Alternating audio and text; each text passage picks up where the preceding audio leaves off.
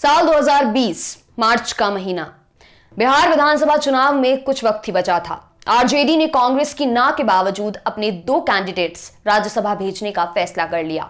इन 2 लोगों में एक ने बिहार के राजनीतिक विश्लेषकों के साथ साथ आरजेडी के भीतर भी लोगों को चौंकाया।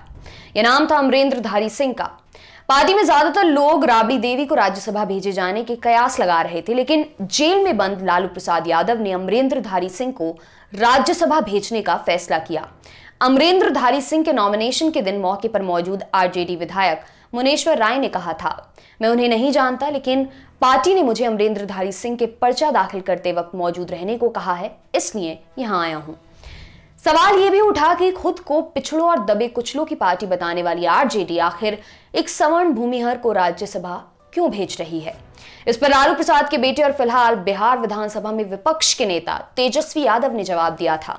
कहा था, आरजेडी सिर्फ मुस्लिम और यादवों की पार्टी नहीं है, हम सभी जाति संप्रदाय को प्रतिनिधित्व देते हैं। अद्विक को ब्लड कैंसर है। उसके माँ बाप उसके इलाज कराने में असमर्थ हैं। इन्हें आपकी एक छोटी सी मदद की जरूरत है। डिस्क्रिप्शन में दिए हुए लिंक पर जाएं और अद्विक की उम्मीद बने।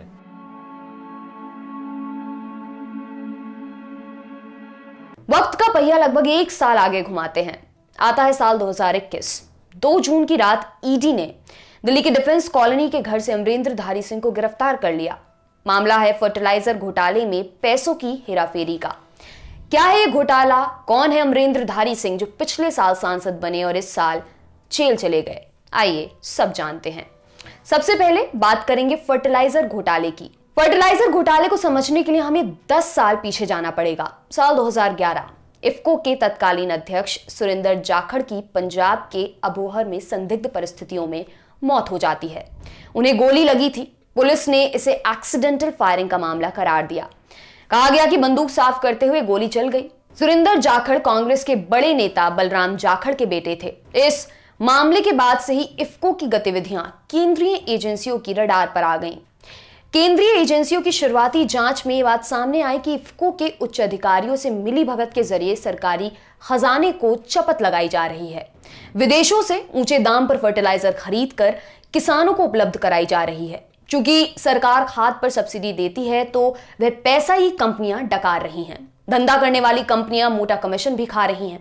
मतलब 5 रुपए का माल 10 रुपए में सरकार को उपलब्ध कराओ।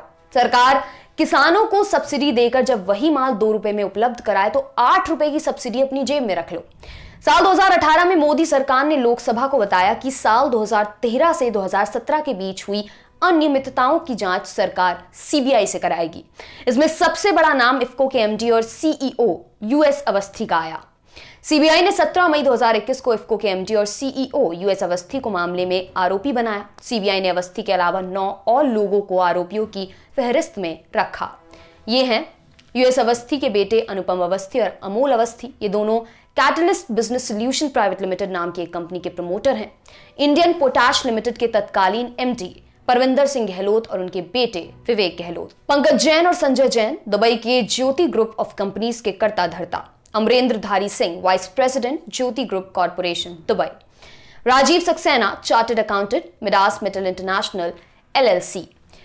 सुशील कुमार पसरीचा पंकज जैन की कंपनी का एक कर्मचारी। मामले की जानकारी रखने वाले एक सीनियर अधिकारी के मुताबिक यूएस अवस्थी की मिलीभगत से पूरा प्लान रचा गया।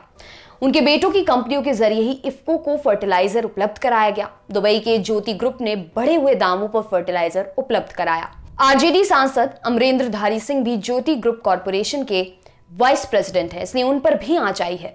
मई 2021 को सीबीआई ने दिल्ली, गुड़गांव और मुंबई के तकरीबन 12 ठिकानों पर तलाशी अभियान चलाया, जिसमें यूएस अवस्थी का घर और ऑफिस भी शामिल है। इंडियन एक्सप्रेस के मुताबिक सीबीआई को छापे में यूएस अवस्थी के घर से 8.8 लाख रुपए कैश मिले।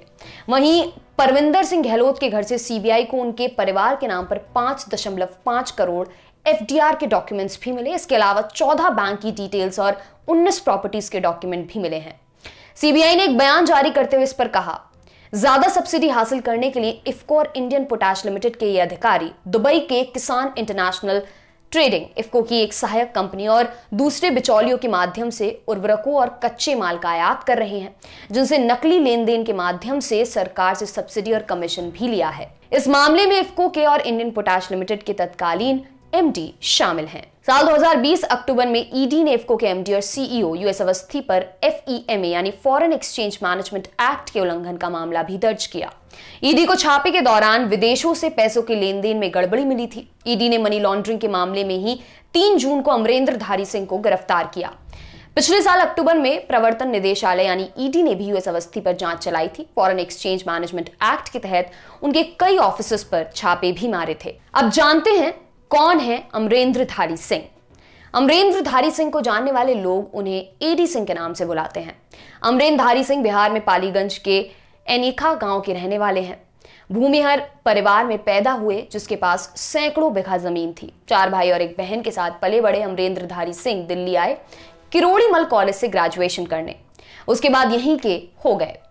साल में 1-2 बार बिहार आना जाना रहता। अमरेंद्र धारी सिंह अविवाहित हैं। उनके एक करीबी कहते हैं कि पटना से दिल्ली आकर उन्होंने सब कुछ अपने दम पर खड़ा किया। वे जल्दी किसी के करीब नहीं आते, लेकिन जिसके साथ दोस्ती हो गई तो जम के निभाते हैं। दोस्तों की मदद करने में हमेशा आगे, फिर चाहे बेटी की शादी हो या बीमारी परेशानी। उनके एक करीबी बताते हैं, अमरेंद्र धारी सिंह एक सेल्फ मेड इंसान है। वे दिल्ली आने के बाद भी सेंट माइकल स्कूल पटना में साथ पढ़े दोस्तों को अब भी नहीं भूले हैं। जरूरत पड़ने पर उनकी मदद करने पहुंच जाते हैं। साल 1990 के बाद उन्होंने पीछे मुड़कर नहीं देखा। साल 1991 में दिल्ली में उनकी दोस्ती एक प्रभावशाली अधिकारी से हो गई। उन्होंने एडी सिंह को फर्टिलाइजर इंपोर्ट एक्सपोर्ट का लाइसेंस दिलवा दिया। सिंह ने प्राइवेट कंपनियों से फर्टिलाइजर आयात करके मिडिल ईस्ट के देशों में भेजना शुरू किया।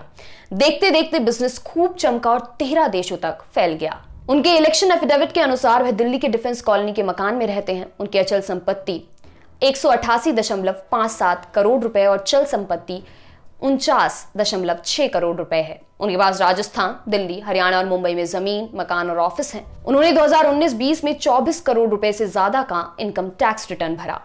अमरेंद्र धारी सिंह का बिहार में किया एक काम और याद किया जाता है। बिहार में IIT की तैयारी कराने की मशहूर कोचिंग है सुपर 30। इससे पहले आनंद कुमार और बिहार के पूर्व DGP अभ्यानंद चलाते थे। कुछ मनमुटाव की वजह से इनकी जोड़ी टूट गई तो अभ्यानंद ने अपनी अलग अभ्यानंद सुपर 30 खोली। इसकी शुरुआत कराने का बीड़ा अमरेंद्र धारी सिंह ने उठाया था।